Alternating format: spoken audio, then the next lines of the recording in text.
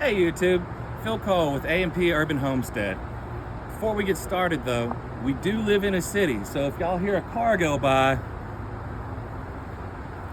we decided to make this video because some people were asking us what our coop setup is.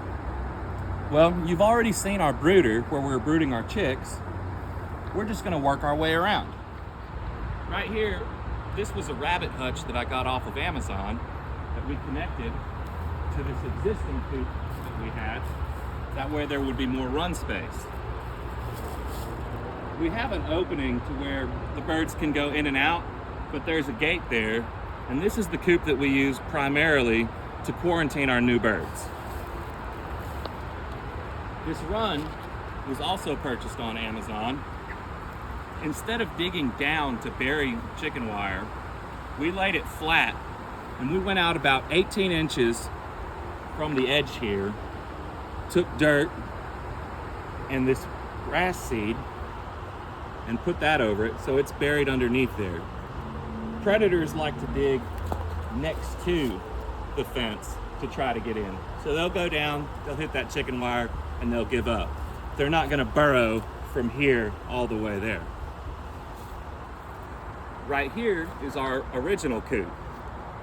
Now what I did with it is I had an old piece of plywood and I stuck that on the ground, put the coop on top of it, and then filled the inside with clay sand.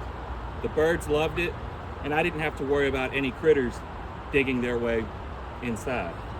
I had these old logs that I placed up next to these gates just for extra protection. The logs attract bugs. Our ladies love to stick their beaks right through and peck off a grub every now and again. So it's a win-win.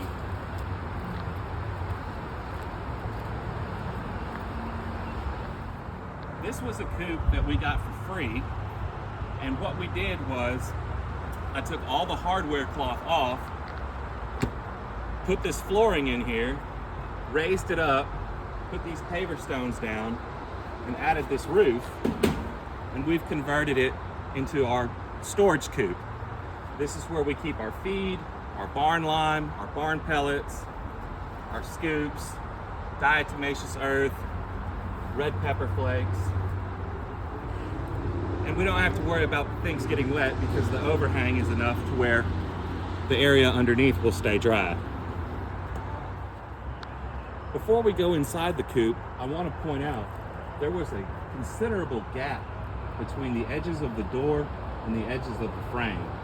So what we did is we just took some chicken wire and I threaded it through here. I added this ribbon to make it easier to see so that I wouldn't run my face into it.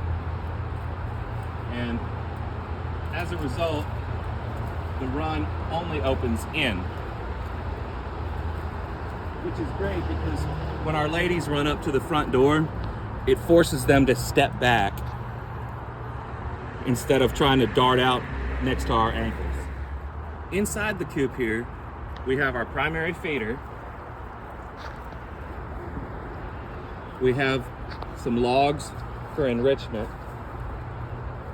We had this old dog kennel. We were using it to quarantine a sick bird. That bird unfortunately passed away. And we left it in here just as a way for them to have more, if one of them wants to go have kind of some personal space, they can go back in there.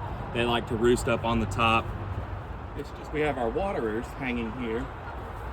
I took this rope and tied a Prusik knot, and what that allows me to do is I can actually lengthen or shorten how high our waterer hangs based, on the age of the birds or the weather, or just if we have to clean and we need to raise it up so our rakes don't hit it, scraping everything out. You may have already seen our green space box. This was really easy to make. You just took some 2x4s, stapled some hardware cloth on there, threw in the seed, threw in the soil, and it grew on up. Now they have bent the hardware cloth in the middle here, so it's kind of worn down in there. So it's probably gonna need some updating here soon.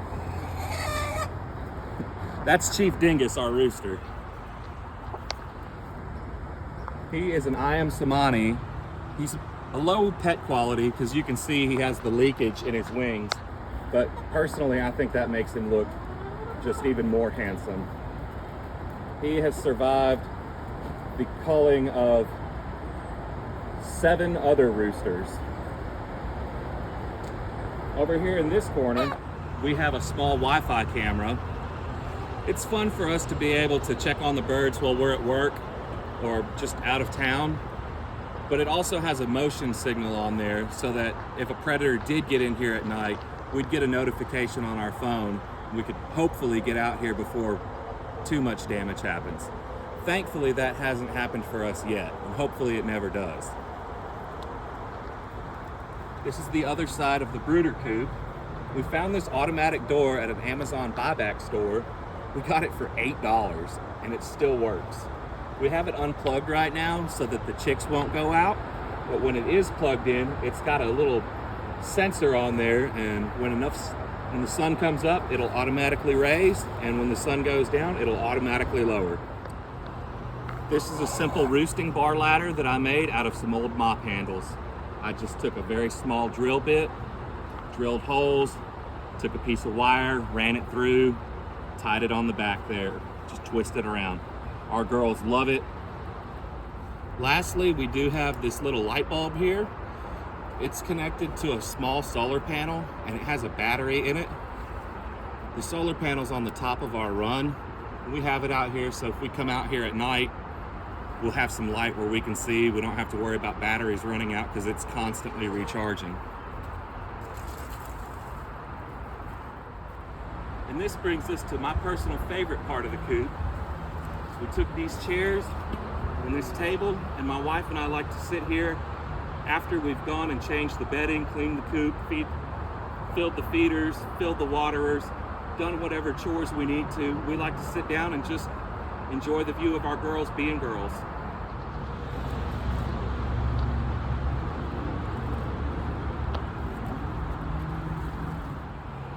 We want to thank you for taking the time to watch this video and checking out our coop with us. If you have suggestions about what could make it better, please drop them in the comments. If you have other questions about how we set things up or where we found materials, drop it in the comments. And as always, if you liked what you saw, please like and subscribe to our channel. And have a great day and happy homesteading.